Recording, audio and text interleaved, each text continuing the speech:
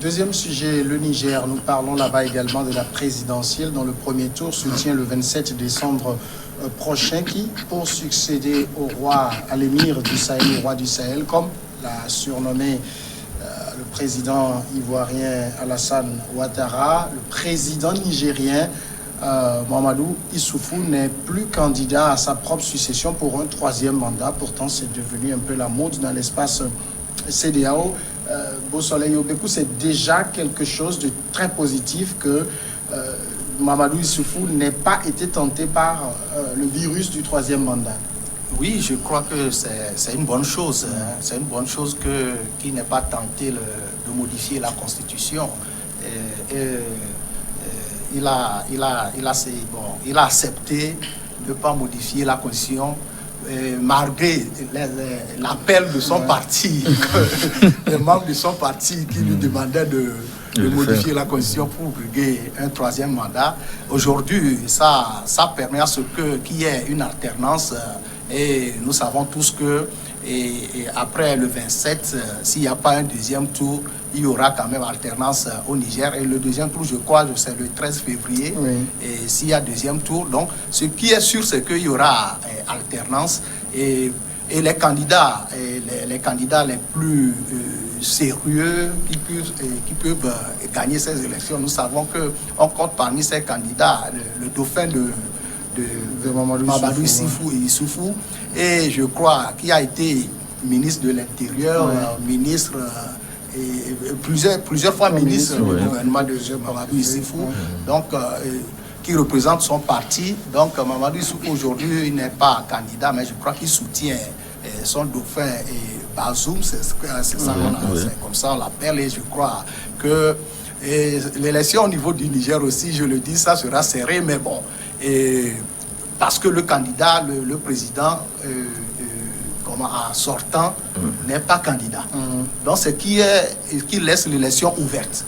Et vous allez voir que même l'opposant, le principal opposant, Mahamadou, a vu sa candidature rejetée. Donc l'élection est ouverte et vous allez voir que les candidats qui émergent sont ceux-là qui ont déjà peut-être exercer le pouvoir. Hein. Je veux parler du putschiste général Djibo et de l'ancien président Seynou Marou et aussi l'autre qui est actuellement il a démissionné d'ailleurs, il était le haut et il est le représentant du président de la République. Oui. Et je crois que ce sont les trois qui sont les candidats les plus en vue, capable de pouvoir gagner cette élection. Mais je continue par dire dans mes analyses que monsieur Bazoum sera quand même, peut passer et peut être élu président du Niger pour la prochaine élection présidentielle. Alors Sylvestre, est-ce que le fait que le président sortant ne soit plus candidat, donc qu'on ait des élections ouvertes, ça veut dire que c'est-à-dire ce sera serré ou bien ça penche forcément un peu en faveur de son dauphin? Non, moi je crois que ce qui se fait au Niger aujourd'hui est très politique. Est très politique parce que si Mahamadou a été, la candidature de Mahamadou a été rejetée, alors qu'en 2017, il y avait quand même cette accusation de trafic, de bébés, tout ça, mais pourtant, oui, mais aujourd'hui, je crois que l'écarter, c'est comme si on veut faire du renouveau au Niger. Voyez-vous, il y a le président sortant, Issoufou qui part, le principal opposant qui est recalé. Aujourd'hui, je crois que le jeu est ouvert et on prend quand même presque disons un peu du nouveau. Hein. C'est vrai que il y a Bazoum qui est souvent le dauphin donc de Issoufou et le général Salih Djibo qui est également là. Mais on veut véritablement faire avec du renouveau et ça va se tourner entre ces deux personnes-là. En réalité, l'élection sera entre ces deux personnes. C'est vrai que Seyni était là depuis des années dans les arcanes donc du pouvoir et tout. Il a aussi flotté avec du moins presque l'ancienne génération et la nouvelle.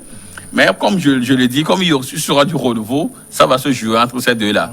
Sauf que avec cette volonté donc du président Issoufou Mamadou donc de se retirer du jeu politique, je crois que en écoutant presque la France, il faut toujours l'appeler, qui est toujours présente donc sur l'échiquier politique africaine ou du moins quand même de la CEDEAO, la France qui disait par le biais donc de son ministre des Affaires étrangères que les élections au Niger sera celle la plus démocratique. Donc déjà que ça veut dire que eux-mêmes ils ont déjà une vision, une volonté de faire ce que le jeu soit transparent. Donc maintenant, place donc à une élection libre et transparente pour que le Niger puisse du moins redécoller. Bon, c'est tout le bien qu'on peut souhaiter à ce pays-là. Et que, je l'ai dit, le président sortant qui n'est pas là. Donc, peut-être ces histoires de fraude, de faire encore gagner l'ancien président, tout ça ne sera pas là. Donc, quitte donc au meilleur de gagner et puis on sera là à observer et voir ce qui en sera. Généralement, quand les sortants sont candidats, on les accuse de verrouiller les systèmes électoraux en leur faveur. Est-ce que Mamadou Issoufou, même hors du jeu, n'a pas aussi envie de faire gagner son dauphin? Mais si, il a envie de faire gagner son dauphin. Et c'est forcément le jeu est verrouillé, bien évidemment. Et lorsque mon confrère Sylvestre parlait d'un renouveau, c'est un renouveau apparent. Puisque Mamadou Issoufou savait qu'il n'allait pas être candidat en 2021, mais ça ne l'a pas empêché de créer des situations pour pouvoir obtenir l'invalidation de la candidature de Ama Amadou, qui est son principal opposant. Donc c'était une façon pour lui de déblayer le terrain pour son dauphin. Et voilà qu'aujourd'hui, que l'invalidation de la candidature de Ama Amadou est acté, donc il va de soi que son candidat ait un boulevard pour pouvoir aller. Même si Salou Djibo se présente comme un candidat sérieux, il faut faire remarquer que depuis un certain temps, depuis qu'il a quitté le pouvoir lors de la transition, mais il s'est retiré, il n'était plus actif politiquement. Donc c'est Ama Amadou, c'est Mamadou Issoufou qui était au devant de la politique, de la scène politique au Niger. Donc aujourd'hui, quoi qu'on dise, c'est que Mamadou Issoufou prépare vraiment a préparé le terrain pour son dauphin et tout porte à croire que, en tout cas, on assistera vraiment au scénario qui est en vogue actuellement dans la sous-région ouest-africaine, le coup KO, et ça serait vraiment à l'avantage du candidat du parti nigérien de la démocratie et du socialisme, le parti au pouvoir bien évidemment. Mohamed Bazoum. Élection ouverte, est-ce que ça signifie élection transparente? Oui, élection transparente. Élection transparente quand même, ouverte ou non ouverte. Élection transparente, parce que nous sommes en démocratie. Et je crois, au niveau de l'opposition au Niger, la faiblesse qu'on peut observer au niveau de l'opposition, c'est que, vous savez, c'est pareil pour les oppositions au niveau de l'Afrique. Lorsqu'il y a un président au pouvoir, d'abord le président qui est au pouvoir, son parti occupe le terrain. Et l'opposition est souvent absente sur le terrain. Et l'opposition aussi focalise la lutte contre la personne du président qui est au pouvoir et oublie que si le président ne se présente pas, il y aura quand même un candidat de son parti. Tout à fait. Et que si le parti est bien assis et que vous délaissez le terrain, ça peut quand même vous rattraper. Et c'est ce qui se dessine au Niger, parce que entre-temps, c'est le parti présidentiel qui est partout, et l'opposition, les gens croyaient, c'est Ama Amadou qui était devant, et tout ça là. Donc, au même moment, le parti présidentiel a eu le temps quand même de s'asseoir. Ama Amadou ne va pas à ces élections, je ne sais pas s'il soutient un candidat, mais ce qui va jouer dans cette élection, c'est l'occupation du terrain. Et moi, je crois que sous cet angle-là, le candidat du pouvoir est bien parti. Il a de l'avance sur le candidat de l'opposition. Bon, sauf que c'est une élection et qu'elle n'est pas gagnée d'avance. Non, je crois que moi, je ne fais pas forcément cette lecture des choses. Parce que vous savez, c'est vrai que l'ancien Pochis, c'est-à-dire le général Djibo, quand après la transition, il est vrai que politiquement, il n'est plus tellement actif. Mais il y a quand même son ancien Premier ministre qui est là, qui était sur le terrain et qui travaillait. Et pendant ce temps, lui, il était où? Il était au niveau de la CEDEAO et il travaillait. Donc aujourd'hui, je crois qu'en politique, il faut avoir quelqu'un pour être quelqu'un. Donc le monsieur, en se présentant aujourd'hui aux élections présidentielles, a aussi des ramifications au niveau donc, de la sous-région. Hein, il peut aussi faire peser un certain nombre donc, de dirigeants africains au cas où on tentait donc de le voler. C'est le terme.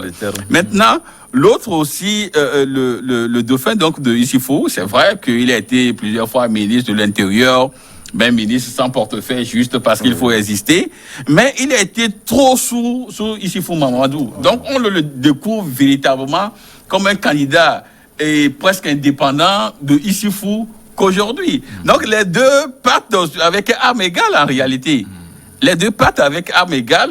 Maintenant, il suffit de voir au niveau donc, des discours, celui qui a véritablement séduit du moins l'électorat nigérien va passer.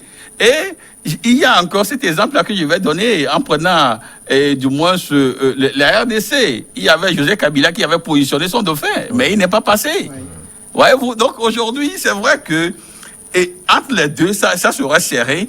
Et je crois que il revient donc au peuple nigérien donc de véritablement les départager. Sinon, à l'allure si nous voyons ce que nous voyons aujourd'hui, c'est que les deux partent avec armes égales. Voilà. Non, moi je pense le contraire, parce que quand vous prenez un peu Mamadou Issoufou, d'abord le fait de refuser un troisième mandat était un atout et ça a été salué, ça a été un acte politique vraiment très fort et apprécié par les Nigériens. Outre cela, vous savez que sous sa direction, il y a eu des réalisations qui ont été faites, même en matière de sécurité, il y a eu des tentatives pour pouvoir étouffer les groupes djihadistes. Sur le plan réalisation aussi, on parle beaucoup d'infrastructures qui ont été en tout cas érigées au niveau du Niger pour soulager le quotidien des Nigériens. Donc il y a tous ces acquis-là qui seront comme un package que Mamadou Issoufou transmet à son dauphin. Et cela va peser lourd et plaider pour l'élection vraiment de son dauphin. Donc les Nigériens vont estimer que le dauphin de Mamadou Issoufou va continuer le travail, comme on le dit toujours, que son prédécesseur a entamé. Et il le fera encore bien, avec la bénédiction, bien évidemment, de son prédécesseur. Et tout ceci, je pense que ça milite en faveur vraiment du parti au pouvoir. Ouais. Mais si nous prenons en matière donc de terrorisme entre un civil et un militaire, vous voyez que le choix est vite fait. C'est vrai qu'il a été ministre de l'Intérieur, mais c'est les forces de l'ordre qui, quand même, ont réussi du moins à ce qu'ils puissent avoir des acquis. Maintenant, si on prend un civil et un militaire, on parle donc de terrorisme, là, je serais peut-être un civil, je prendrais le militaire. Le général, oui, pour dire que j'ai fait une transition sans effusion de sang, une transition réussie. Après, j'ai quitté, j'ai pas fait comme un Dadis Camara, j'ai quitté. Et vous verrez que c'est un homme de paix, de justice et de progrès, comme le dit donc dans son parti politique. Je reviens et vous verrez que ça va marcher. Mais n'oubliez pas que les 10 ans passés au pouvoir de Amadou Issoufou ne jouent pas en faveur de Bazoum? Non, de l'ancien Djibo. Djibo. Ouais, Salou. Oui, parce que entre-temps, ça s'est passé 10 ans. Donc, peut-être que en politique, on peut considérer son passage comme un truc lointain. C'est ça. Mais le truc de ce que Acha, je veux dire, par rapport au président sortant, est très capital. Le fait d'avoir refusé de modifier la Constitution. Et sur le plan interne et international, il bénéficie quand même peut-être d'un soutien qui peut être déversé et au niveau de son dauphin, et je crois que c'est très sérieux.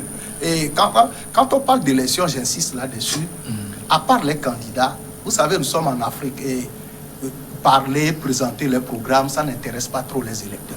Il faut une assise nationale. Et je crois que c'est avec les partis politiques que ça se fait. Et je le dis, les oppositions, je le remarque quand vous voyez vous suivez l'actualité au Niger, l'opposition n'est pas aussi assise sur le terrain. Donc ça peut jouer aussi en sa défaveur. Mais l'élection, c'est le 27 décembre. Oui. Mais d'ici là, le président sortant n'a pas officiellement demandé à soutenir sa Mais c'est candidature. clair, hein. Non, Ça peut également susciter d'autres rumeurs. Mais pourquoi il traîne à le faire? Ça veut dire qu'il n'a pas eu tellement confiance en son dauphin. Ça peut faire. L'ombre du président sortant va planer sur cette Sinon, élection c'est automatique, quand même. et soutenir un autre candidat.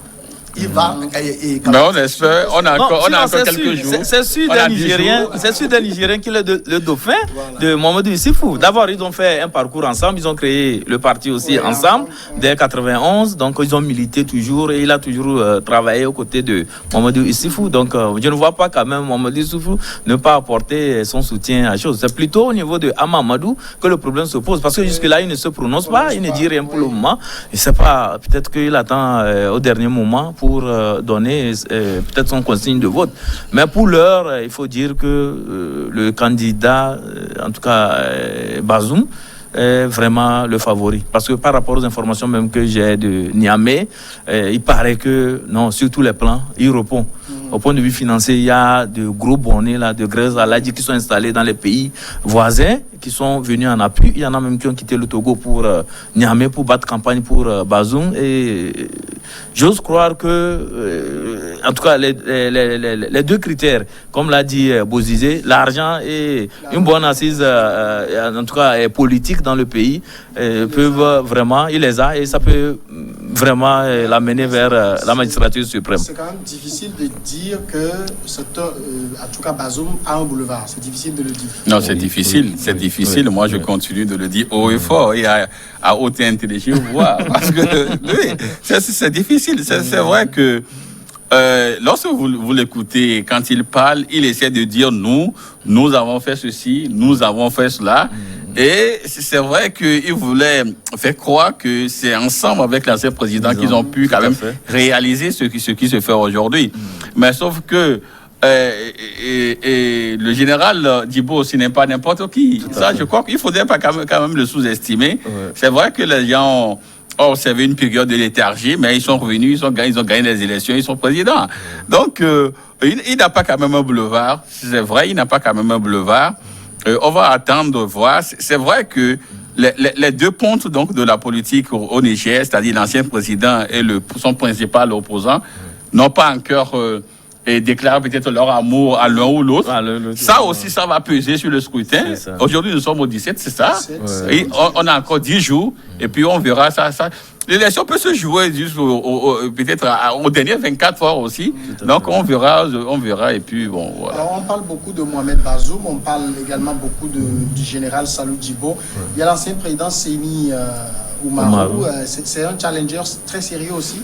Oui, mais c'est un challenger, mais je ne crois pas qu'il peut aussi peser sur l'échiquier politique et jusqu'à rapporter une élection au Niger à ce moment. Je ne le crois pas. Mais je le dis, l'élection reste une compétition et bon, ce n'est pas joué d'avance. Mais les deux principaux candidats qui émergent, c'est Bazoum et Djibo. Et je crois que si quelqu'un sera président du Niger pour les 5 ans à venir, il faut le trouver entre les deux. Mais si on dit que le Bazoum part favori, mais il n'a pas un boulevard devant lui. L'élection sera quand même ouverte. Donc, mais il part favori avec tout ce que nous venons d'évoquer comme avantage. Donc, mais le général Djibo n'a pas dit son dernier mot. Donc, c'est deux favoris, c'est Oumarou. Un favori et un challenger. Et puis il y a un outsider qui est oui, juste. Oui, en fait, il ne faudrait pas aussi sous-estimer Séni parce que c'est vrai qu'il a occupé de responsabilités dans le pays et son parti aujourd'hui se présente comme un parti charnière. Et s'il arrive que le résultat est serré et qu'il faut une troisième personne pour décanter, là, il sera présent. Oui, il sera présent. Donc, il est presque un outsider. S'il y a un favori, un challenger, donc lui, il est outsider. Il sera peut-être l'arbitre qui va départager les deux au moment venu. Donc, s'il y a un deuxième tour. Surtout s'il y a un deuxième tour. Donc, oui. Possibilité d'un second tour au Niger? Je ne le pense pas. Puisque au Niger, Il faut en tout cas revoir un peu le contexte et la vie politique au Niger. C'est basé d'abord sur les moyens. Vous savez que c'est un pays pauvre et les populations sont beaucoup plus tournées vers les questions de subsistance, les questions d'eau, les questions d'électricité, les questions de comment faire vraiment pour sortir de cette zone désertique qui est vraiment rude en matière de vie au quotidien. Et donc, avec toutes ces considérations, les Nigériens veulent plutôt quelqu'un qui peut venir leur proposer du concret et non quelqu'un qui va venir avec des chimères, qui va venir plutôt avec des projets à faire rêver, mais qui au finish ne répond pas directement aux besoins quotidiens des populations. Mais avec Mohamed Issifou, vous voyez que les populations se sentent déjà concernées par sa gouvernance, avec les réalisations faites, avec tout ce qu'il promet en matière de sécurité, en matière d'infrastructure, en matière de santé, en matière d'eau, en matière d'électricité, tout ce qu'il a eu à réaliser sur le terrain.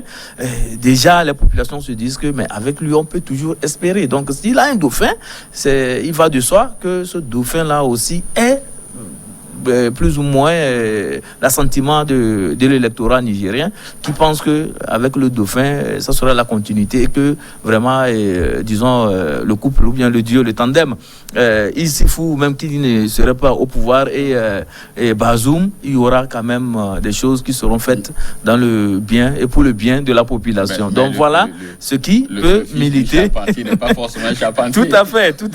Mais il faut mais voilà, il bénéficie de l'expertise du charpentier et il a aussi les outils du charpentier parce qu'il peut les prendre sans problème et faire usage de ça. Donc voilà à peu près le schéma qui se dessine. Voilà pourquoi moi je ne pense pas qu'il y aurait un deuxième tour. Les Nigériens vont vouloir trancher et la vie va continuer quoi. On va voter au Niger sur, parce que la campagne, elle se déroule depuis déjà pratiquement plus d'une semaine. On va voter essentiellement sur quelle thématique? Économie, sécurité? Oui, l'économie, sécurité, c'est les deux thématiques qui émergent. Et quoique l'ancien président... Issifou? Non, Umaru Seni. Lui, il a focalisé son programme sur l'eau. Voilà. Il a dit que lui, c'est l'eau. Ça c'est aussi un thème très important. Très important. Et ça intéresse. C'est accrocheur. Ça a fait débat au Burkina Faso. Quelqu'un voulait apporter la mer au Burkina Faso. Donc, la principale thématique, c'est la sécurité. Parce que sans la sécurité, il ne peut pas avoir une économie fiable. Tout à fait. Et là, la sécurité, l'économie, parce qu'il faut l'économie pour que les gens puissent manger à leur faim. Vous savez que le Niger, c'est le commerce qui domine par rapport à d'autres pays. Donc, et ça va beaucoup jouer sur celui qui est à même de pouvoir maintenir le Niger en sécurité et faire repousser les djihadistes, surtout hors des frontières du Niger. Et dans le second cas, il faut aussi assurer l'économie, que l'économie soit bien gérée, que le pays soit bien géré, surtout la bonne gouvernance. N'oublions pas qu'il y a aussi la mauvaise gouvernance qui s'est invitée dans la campagne. La mauvaise gouvernance, c'est les gens qui dénoncent et qui attaquent le candidat du pouvoir par rapport à la mauvaise gouvernance. On parle de la corruption. Il y a eu cette corruption même au sommet de l'armée. À cause pour la commande des matériels, des équipements militaires. Et quand on parle d'économie, on parle de mauvaise gouvernance, c'est par rapport à l'économie. Mauvaise gouvernance et corruption surtout. Mais est-ce que ça fait quand même recette au niveau de la population? Au Niger, ce qui est sûr, c'est que les gens sont tournés plus vers l'argent. Ceux qui ont beaucoup d'argent, ceux qui font le commerce, tout ça là. Et quand on sait que dans le commerce, on ne peut pas faire le commerce dans un pays sans corruption. Je vous en prie, je parle quand même il faut diluer un peu. Avec un peu de réserve. Vous êtes un député. Il faut diluer un peu. La corruption, ça, ne nous voilons pas la corruption, ça invite plus c'est dans le commerce. Et quand on parle d'un pays qui est quand même en majorité bâti sur le commerce, c'est la corruption. Donc, et le candidat qui peut quand même relever l'économie du pays sera aussi bien vu. Mais c'est la sécurité qui est d'abord le nécessaire pour le Niger. Est-ce que les Nigériens votent le programme ou juste le candidat? Non, moi je demanderais peut-être que tu puisses étendre ta question. Est-ce qu'en Afrique on vote un programme ou le candidat? Oui.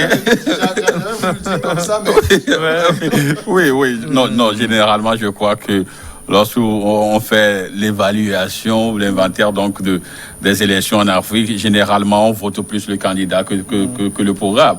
Et puis vous savez, en Afrique où il y a le taux donc d'analphabétisme est toujours élevé et consistant. Donc, je ne vois pas quelqu'un peut-être s'enfermer dans sa chambre prenant peut-être les 20 plus de quelqu'un pour lire au moment où il a peut-être son WhatsApp à côté pour envoyer des messages à ses amis. Donc, généralement, bon, on écoute...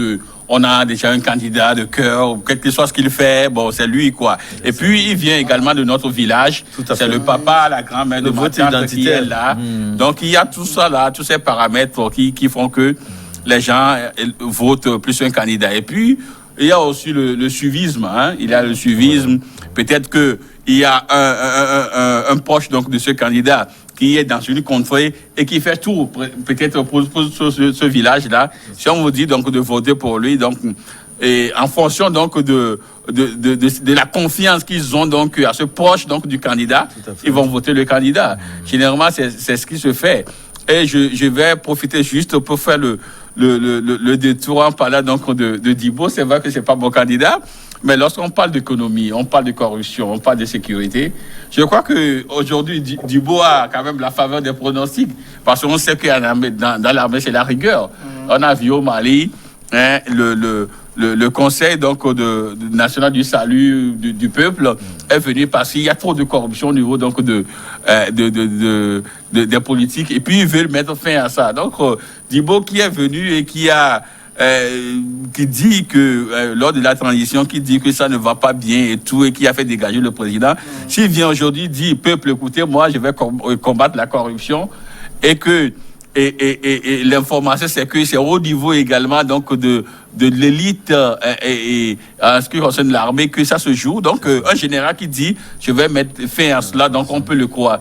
Maintenant, un général qui vous dit également que la haute sécurité sera garantie, on peut également facilement le croire. Donc, avec ces deux éléments... Oui, mais sauf que Dibo Salou n'a pas bonne presse au Niger en matière de corruption. Vous savez que Feu Tandja Mamadou l'accusait d'avoir détourné tout ce qu'il y avait comme réserve de l'État lorsqu'il a fait la transition. Et c'était vraiment un sujet très sérieux et ça s'est tollé au Niger à l'époque. Parce qu'on l'a dégagé et trouvait donc des mais il faut dire que ça a entaché vraiment l'image de Salou Dibo. On va maintenant la pause et on revient après le journal pour continuer cette émission.